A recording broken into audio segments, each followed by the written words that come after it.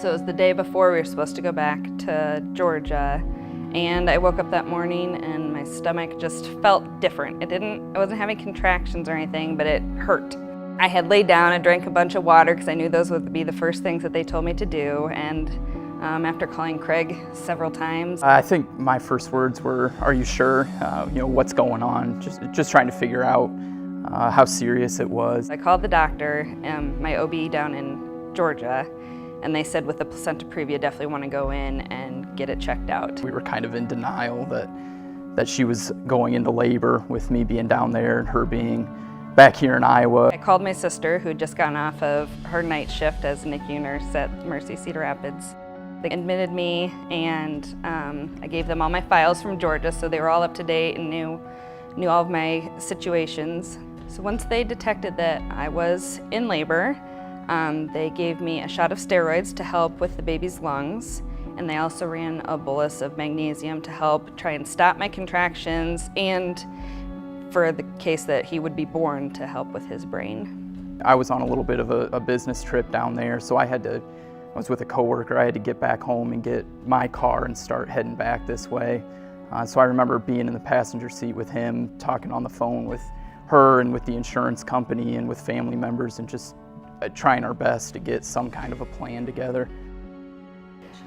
They told me I needed to go to the University of Iowa because I was only 27 weeks along, and I feel like that's when it got really scary, because I knew that sounded serious, having to go to the University of Iowa.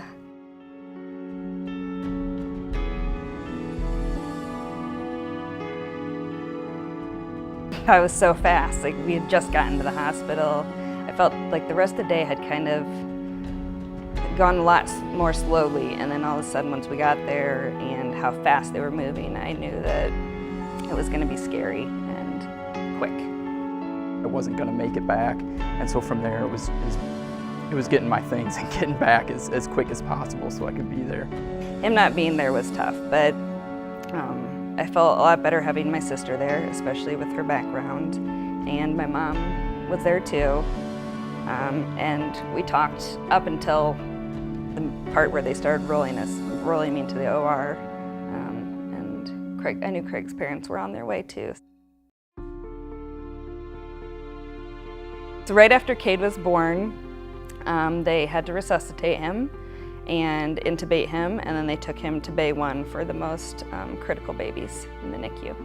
They brought me a picture right away of Cade so I could see him, and showed me, how much he weighed, and he was 2 pounds and 6 ounces, 13 inches long. When I got there, I met, it was either your parents or my parents first, probably all of them together, and I went down and saw Cade, and I think at that point is when it hit me what I had missed and what was really going on when I first saw him.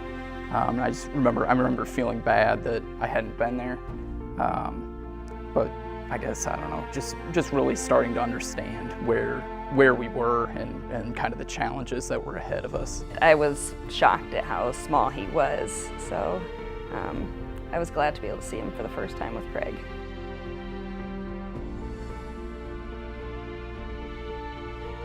They did a head ultrasound at week 1. And once you have the first head ultrasound, then you can hold them. So they have to stay flat lying, you have to hold them flat and all bundled up, but I was able to finally hold him. On day 22, Craig had come back. He was in Georgia and he just came back, and Craig held him for the first time. I was nervous. He was so small, he had so much equipment attached to him. I was nervous that I was gonna hurt him, that I was gonna bump something, pull something out. His eyes were so wide open, it looked like he was listening to Craig so much when he was holding him. He'd been doing really well on the NAVA, and it seemed like we'd really turned a corner, and he'd been doing so well. So we went home that night, and with just lack of sleep for 23 days. I didn't wake up for any of my alarms to pump.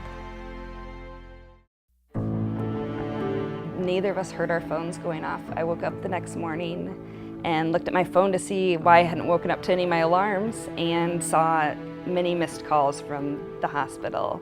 And there's a voicemail, and I remember I wouldn't even listen to it. I made Craig listen to it because I didn't want to hear what they'd say.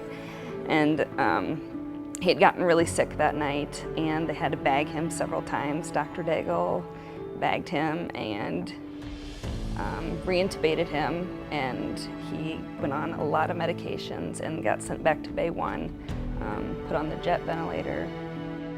Felt like we were rock bottom, starting over again, and then just honestly just the guilt of missing phone calls. We felt like we were good parents and we had been super attentive and just really wanted to do everything that we could to help Cade, and then we felt like the time that he really needed us there, we just weren't.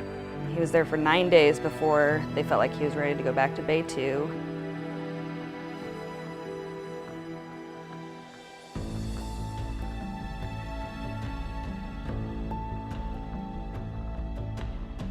I remember being there for the surgery that day, and then talking to the doctor afterward and just kind of learning that everything had gone smoothly. I remember our surgeon being super confident that everything was going to be fine, showing us the tiny little staple that he used to close the hole.